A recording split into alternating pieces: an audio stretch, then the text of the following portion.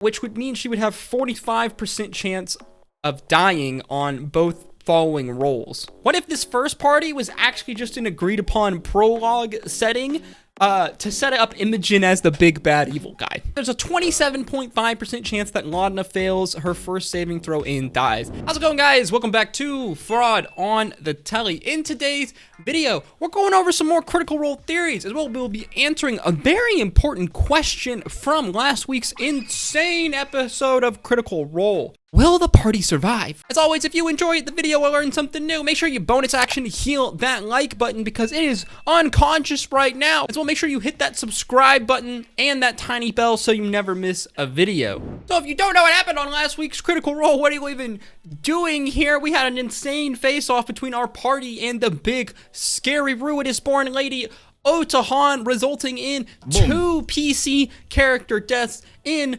Orem and Fearne. As well, Luadna is in a very sticky situation as well, as she is currently unconscious, where our episode ended Imogen casting some strange Ruidus planar magic as she kind of gave in to her Ruidus rage that was building up inside of her, I guess. So it very much seems like these characters are in a pretty curious situation, as FCG is alive and does have a spell spot left for Revivify, but it seems very unlikely. Hold up. What's that? I'm getting a live message here from Critical Role Reddit. Yeah? You did the numbers. Good God. That's right. Shout out here to our number cruncher homie out on Critical Role Reddit, CellRiot1, who somehow did the mathematical probability for the chances for all of our characters to survive. And let me tell you, if he's right, this is interesting math. So Mr. CellRiot1, our math correspondent, has taken Matt's homebrew rules on resurrection. The fact that there is a chance of resurrection percentage chance to fail. I think it's like 10, 15? I can't remember. It might depend on the DC. It's relatively low. And they're also assuming that Fearne, who, as we said, is dead right now, does have a spell slot left for Revivify. Now, I'm too lazy to go and watch back and calculate all of Fearne's spell slots, so I'm just going to trust our homies on Reddit that say she does, in fact, have a Revivify spell slot. So there is a possibility... What even was my words right there? There is a possibility that FCG can cast Revivify on Fearne. That resurrection goes through, no fails. Fearne goes over, casts Revivify on Orem. Meanwhile, they heal Luadna, or perhaps she just succeeds on her death saves. So it does seem like there is about a 15% chance that with Matt's homebrew rules of resurrection, that Fearne could die. Therefore, there is a 8.5% chance that Fearne is revivified, but then Orem would stay dead because they need Fearne's Revivify to revive Orem. So FCG revivifies Fearne. It works. 75% chance, it seems, that it works. Therefore, with this knowledge, we then know that if it's a 15% chance that both Fearne and Orem stay dead, it's a 76.5% chance that both Revivifies succeed. So if we assume that the episode's going to start semi-normally and the cast members are going to have time to actually be able to cast or Revivify at the start of the show, it seems more than likely then that both Fearne and Orem are gonna be okay. I imagine that they're gonna roll some backup characters just in case, but I will say that this is good news. Like we said in our last video about death in D&D, it's kind of complicated, right? Because part of me, it almost feels cheap if it's just that easy for them to be revived. Either way, don't get me wrong, I will be happy. I love the show. I love Fearne as a character. Orem is hardcore growing on me, so it would be cool to see them come back, but I don't know. Does it seem too easy? Part of me, it seems too easy, almost like there's no consequences for your actions. Anyway, on this topic, I wanted to real quickly touch on a lot of hate that I've been seeing on Reddit as well as on Twitter post-episode for Matt. A lot of people seem to think that Matt was not taking into consideration his players and how they would feel about the situation, and that possibly he sprung this on them. Guys, these dudes have been playing D&D for freaking years now, like over 10 years now. They're good friends. Matt's a top DM, like one of the best DMs doing it right now. If you really think that this guy isn't going to take his players' emotional consideration into account, like, why are you watching? Like, why are you even watching? Of course, they probably talked about this stuff beforehand. They had a session 0. They set their expectations. They know what Matt is capable of. Like, do you guys just not remember campaign 1? Do you not remember the crazy clusterfuck that was campaign 1 and the hard punish? Do you remember Goldfish Lith? Do you remember Keelit that's a goldfish? As well, there was a bunch of people speculating that this was like scripted or something. Who would do that? What? What the f? Anyway, no, this was not scripted. In fact, like Matt says on his Twitter, accusing a show, a D&D show, of being scripted is one of the best compliments you can give someone. You hear that, Brennan?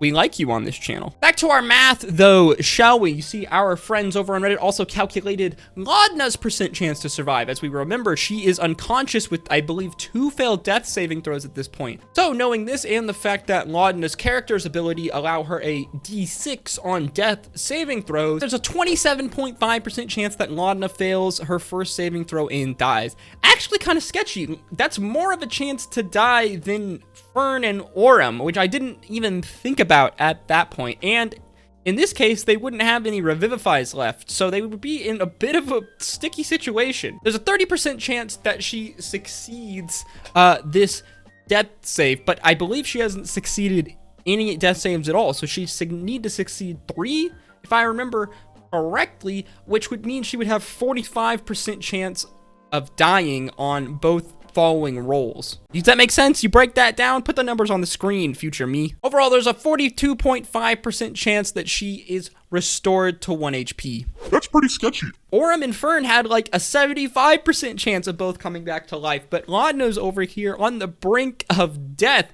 Very curious to see how this plays out. With this in mind, I'm kind of way less worried. Obviously, the dice can decide anything, and ultimately it's random, so anything could happen. 1 or both or 3 of these characters could potentially all die, but it's interesting to note that it's not as a lost cause as I had once thought it would. I thought that maybe Sam had 1 revivify spell, but also we just don't know what's going to happen with this crazy big boom that Imogen did. I mean, I am more than convinced that they're going to wake up and still be in Bassaros, but like a big like bomb went off in the middle of the city. That would be my guess. You know, or maybe they get transported to, I don't know, a red moon in the sky. Oh! Hello there. Don't worry, we'll get back to the video soon. I just wanted to interrupt to let you all know that this video you're watching right now is brought to you by you. Yes, you, the viewer. You all by watching, liking, subscribing, sharing my content, as well as contributing to support for me on Patreon, as well as direct donation link, make these videos possible. So thank you, and if you'd like to support me in any way, please do so in any such way, even as simply as liking the video and sharing it. Or if you feel really generous, you could go check out our new project channel, Dr. Novus, where we explore the strange, spooky, mysterious, and unexplained in storytelling format, at least 1 new video a week. If this sounds like something you're interested in, why don't you go check it out? Let's send it back to past fraud, shall we? On that note, I want to give a shout out to Dr. Wabbitjack over on Reddit, who came out with one of the craziest and awesome theories that I have seen so far in campaign 3. So listen to this. They say, imagine if at the beginning of next session on Thursday, the session just opens with a brand new party of characters hearing about how Bassaros got nuked along with everyone in it. What if this first party was actually just an agreed upon prologue setting to set up Imogen as the big bad evil guy? Now, obviously, this is like super tinfoil hat stuff, and it's not gonna happen. This is like some insane, like, Brennan level type shenanigans type beat that I just don't see happen. But wow, oh wow, if it did, I think I'd freaking love it. I would be over the moon. This is some type of bullshit that I live for. Imagine Otahan sacrificing herself like the Sith Lord that she is to unlock her pupil Imogen's inner dark potential. Imogen's friends dying around her. She even kills the rest of them with her huge explosion, absolutely nuking Bassaros to a crisp, allowing the Ruidus energy to flow inside of her. And it calls to her. These gods in the sky, they call to her. She must call the weak, she must kill. Yeah, not gonna happen. And would I be down as fuck for that ride. What an absolute crazy shift that has happened in Critical Role over the last month and a half, really since EXU Calamity ended. So many people have complained about this campaign. I mean, we even talked about it on the show, some reviewing some people's complaints and talking about kind of the legitimacy that there is to a lot of them. But now it's just like really set off. There was a real sense of a lull for the first, like, I don't know, 15, 20 episodes of this campaign. I still enjoyed it, but it definitely was a shift in tone and a shift in pacing compared to the other campaigns.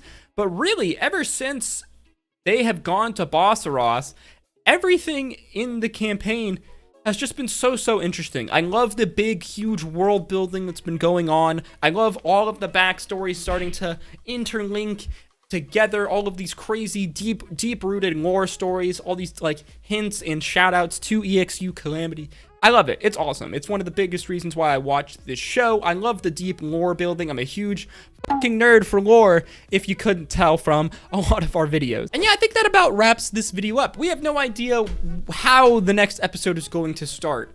Matt could literally do whatever he wants, and most of the fan base would probably just be like, Okay, yeah, I'm down with that. you know?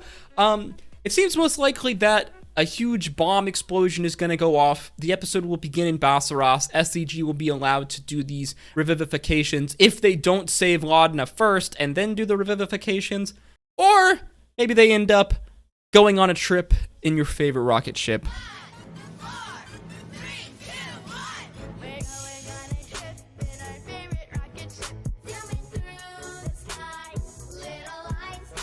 Let me know your theories and thoughts about all of this in the comments down below. What'd you think of this awesome math done by our friends over on Critical Role Reddit? Big shout out to them. Super cool post, by the way. One of the coolest posts I've seen in a while, so make sure you go check it out. If you enjoyed the video, learned something new, make sure you like, comment, and subscribe. Big thanks to you guys. Recently, we passed over 1 million concurrent channel views, which is pretty freaking crazy and not a milestone that I ever thought I would hit. So big appreciate to you all. Make sure you go check out our links in the comments down below if you want to support me and follow me on all my other socials. Go check out some of our other Critical Role lore videos. As always, I hope to see you in the next video. Stay safe out there. Peace, love. Adieu.